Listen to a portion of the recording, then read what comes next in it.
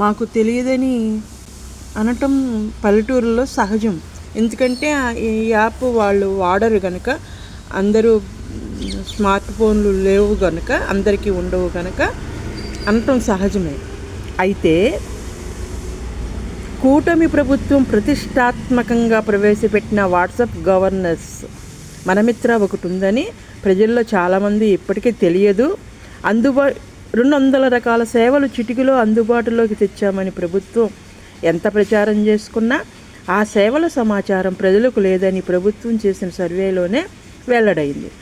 సమాచారం తక్కువ ఉండొచ్చు, ప్రజలకు అందేది కొంతమందికి. అయితే ప్రభుత్వం చేపట్టిన సంకల్పం ఈ సేవ ఉందని చూశారు, అది సక్సెస్ అయింది. ఎందుకంటే మొదట్లో ఫోన్ అందరికీ వాడటం రాలేదు కదా.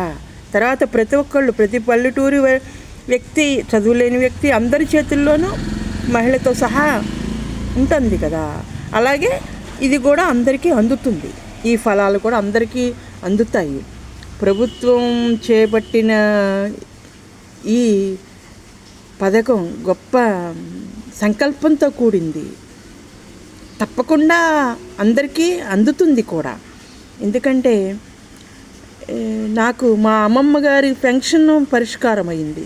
మా అమ్మమ్మ గారు కోటీశ్వరరాలు అయినా సరే ఆవిడ నా ఆస్తి ఎవరెవరు పంచుకున్నారు, ఎవరెవరి దగ్గర ఉంది, నా ఆస్తి ఎంత అని మమ్మల్ని ఎవరిని అడగదు. కానీ ఈ 4,000 నెలకొచ్చేది ఎప్పుడు వస్తుందా అని ఆవిడ ఎంతో సంతోషంగా ఎదురు చూస్తూ ఉంటుంది.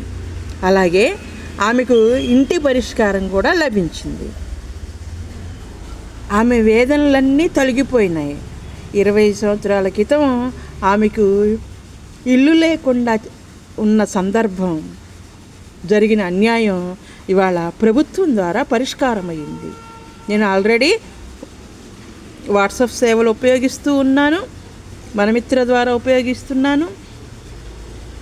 ఆ రిజల్ట్ కూడా నేను మీకు సత్యవతి అంకిం ఛానల్లో మీకు లభిస్తుంది. మంచి గురించి మనం చెప్పాలి. మంచి ఒకటి, అవసరం ఒకటి. ఫోన్ అందరికీ అవసరమై వాడుతున్నారు కదా, ఇది కూడా తెలియపరచండి.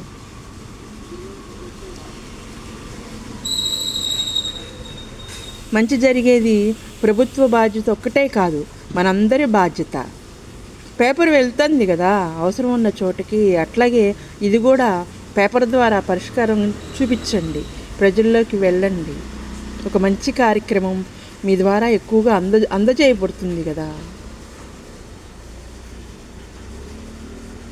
Thank you.